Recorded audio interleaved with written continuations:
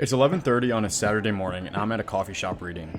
The kind of book where nothing happens for 60 pages and then a man realizes he's wasted his life. I'm an entrepreneur, so I'm supposed to be working. I run an advisory firm. There are deals on my desk. There is, by every LinkedIn metric, a reason for me to be heads down at my computer right now, answering emails and grinding the way Hormozy types tell you to grind. I am instead, very deliberately, doing nothing. And I'd argue this is the most productive thing I'll do all week. I know how that sounds. Trust me, I do. I can already see the comments.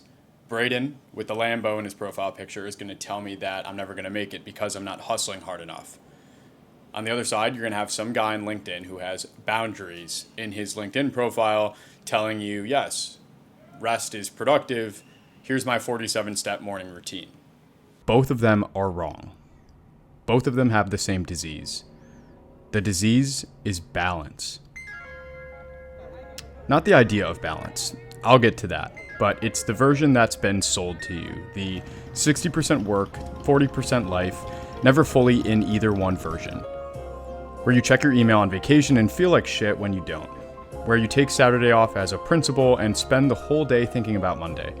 Where you tell yourself you're finding balance, but really you're just half-assing everything and calling it wisdom.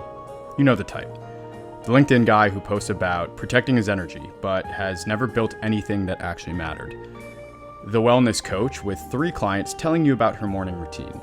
And then there's the corporate middle manager who leaves at 5 sharp because she has boundaries, and then watches Netflix for hours and wonders why she feels empty. The people I admire, they don't live like this. Hemingway wrote in the morning until there was nothing left, then closed the typewriter and went fishing or went to go drink at a cafe. He's not fishing with one eye on his phone fishing. It's real fishing. Another example is Carl Jung. He built a stone tower in the woods at Bollingen specifically to do nothing. No electricity or running water, and that's where his deepest work came from. Neither of them is traditionally balanced. They were extreme, and then they were extreme in the other direction.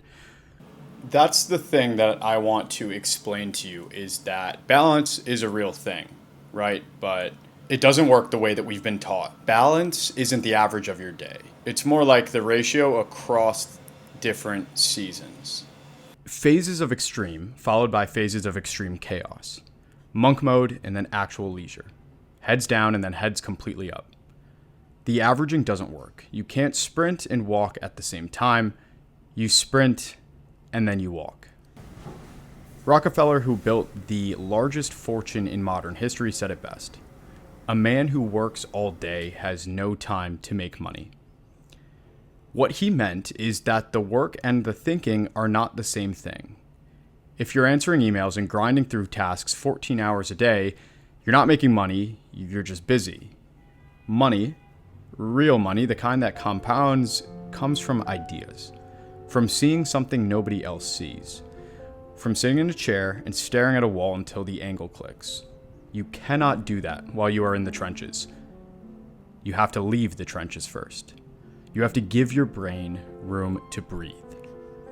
Every breakthrough that I've ever had in business came on a walk, or in the shower, or sitting on a balcony with a glass of wine doing absolutely nothing.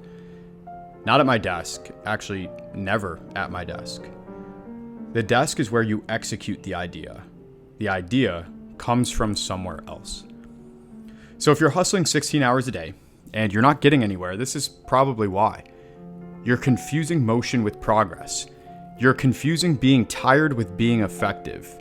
You think the grind is the thing, but the grind is just the visible part. The real work is invisible. The real work is the part where you let your brain wander. Now, here's where I have to be honest with you. There is a version of balance that's real. I don't want to pretend that there isn't. Across years, across decades, you do need the whole picture. You need your health. You need people who love you. You need to not die of a heart attack at 41 because you forgot to sleep for a decade. The longest arc has to balance. I'm not arguing against that. What I'm arguing against is the daily version. The idea that every Tuesday should have a little bit of everything. That's the part that doesn't work. You can't sprint and walk at the same time.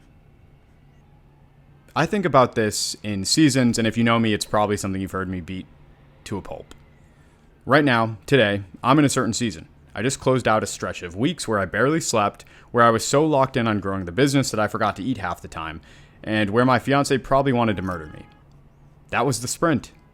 This is the walk. In 2 weeks, I'll be back in the trenches, and it'll be the opposite.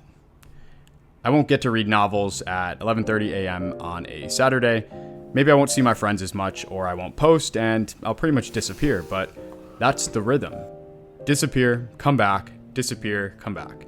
And every time you disappear into one extreme, the other extreme is what makes it work.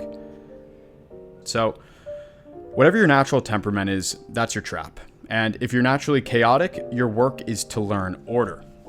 If you're naturally orderly, your work is to learn chaos.